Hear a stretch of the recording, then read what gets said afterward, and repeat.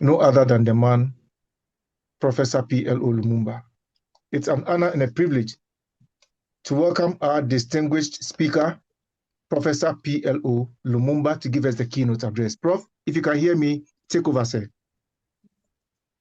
Thank you very much. Let me say how glad I am to be present in this assembly. And I am aware that I've been asked to deliver a keynote address and also to be sensitive to the subject of the day, navigating the challenges of illegal mining in Ghana, impact on individuals, communities, health, and policy. I believe that those who are more familiar with Ghana will speak to that subject and what we now know as Galamsey, whose impact is known, whose effect is known, and about which experts have written numerous articles and made numerous statements. Mine is to raise a number of issues about mining generally in the continent of Africa. Many of us recognize that African mining is dominated by companies which are not based in the continent of Africa. The net effect is that Africa does not control her agenda in the mining sector. The question, therefore, that we ought to be asking ourselves, particularly at this time, when we are talking about controlling and taking charge of our affairs, is whether we ought to do things differently. We are talking about gold mining now in Ghana, and our focus is with respect to Ghana. But let us remind ourselves that mining is taking place in different parts of the continent of Africa. If we are not mining gold, we are mining uranium. If we are not mining uranium, we are mining cobalt. If we are not mining cobalt, we are mining tin or other or rare earth. And of course, there is also the exploitation of oil and natural gas. The question that comes to mind, particularly now, and I'm speaking at a time when only yesterday we saw in Washington, D.C., the president of the Democratic Republic of Congo almost signing away the mining rights to the United States of America with so-called peace as a quid pro quo. And this is something that is not unique to the Democratic Republic of Congo. If you come to Ghana, you will discover that perhaps the 10 top mining companies in Ghana are not Ghanaian. If you go to the Democratic Republic of Congo, that is the truth. You go down to Botswana or to Namibia or to South Africa, that is the truth. If you go to Nigeria, many of you will be familiar with the oil drilling and the kind of impact that it had in the Delta region in Nigeria and in the Ogoni area, and we know the impact of it. In Ghana, of course, we know the impact of Galamsey, and we know what is happening in those regions with the water being affected, with the environment being affected in a negative way. And we are also aware that all these happens even in the face of legal regimes which are meant to be robust, with the policy positions by governments which are designed or meant to ensure that mining is conducted in a proper manner, but yet all these things are happening. The question that we must then ask, what is the problem? Why is it that in the face of clear policy positions, why is it that in the face of clear legal positions, why is it in the face of an environment where we are aware that mining methods are detrimental to the environment and to people's lives and health, we continue to operate in those spaces? And permit me to look to Africa without necessarily focusing on Ghana. How is it, for example, that you come to countries in the continent of Africa whose production of minerals are known, and yet they export more than they ever produce? And my answer to that question is that Africans have allowed themselves to be dominated by outsiders. And that is why we talk about conflict diamonds. That is why we talk about conflict gold. That is why we talk about conflict oil.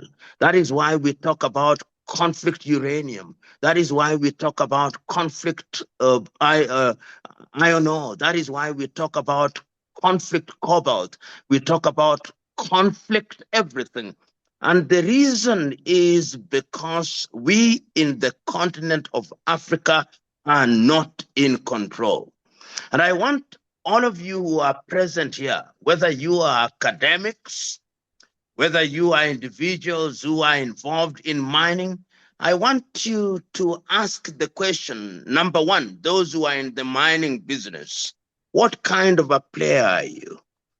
Are you a small scale player? You may earn the millions, but in the scheme of things, are you a player in the same space as Rio Tinto is? Are you a player in the same space as De Beers is? Or you are a sideshow? And I want to say, at the risk of irritating and annoying some of the miners present in this space, that you, in the scheme of things, you are mini league players and that you can't be ignored. The question is, how do we elevate the African miner into an orbit where we can say that the African miner is involved? When we talk about gold trade, for example, where is real gold traded? Is it in Accra, Ghana? Or is it in Dubai? Is it in Accra, Ghana? Or it is in London, England? Is it in Accra, Ghana? Or in Shanghai? Is it in Monrovia? Is it in Windhoek? Is it in Gaborone? And the answer is we are not present. And if you look at the statistics which are available in the public domain, the top 20 mining companies in the world, none of them is African. The other reality, of course, is that when we are working on our mining laws and mining policies, you will discover that some of the organizations that finance our parliaments and finance our parliamentarians are organizations that are based in the West. And much more recently, China has become a player, Turkey has become a player, Russia has become a player, and all these only tells one single message. Until the day that Africa and Africans are coordinated so that we have a continental approach to how we deal with our natural resources, will always be dominated from outside. And I'm saying this in the context of some of the things that we see in the continent of Africa. When we talk about Africa Agenda 2063, when we talk about Africa Continental Free Trade Area, do we give practical meaning to some of these things? Or we are merely echoing things? For the academics who are present in this assembly, are we merely satisfied as academics, and I am one, that we write papers and we are cited in European journals and European spaces, and we have no real impact in our societies? I'm suggesting to this audience that the time is now that Africans must ask difficult questions. And those difficult questions include the following. Number one, are we in control of our resources? Question number two, do we have the capacity to mine our resources and to exploit our resources? Question number three, Do we add value to our resources? Question number 4, do we trade in our resources? Question number 5, the policy position that we articulate regarding our resources, are they driven from outside? Question number 6, the legal regimes that we create, are they legal regimes that are designed to help our countries?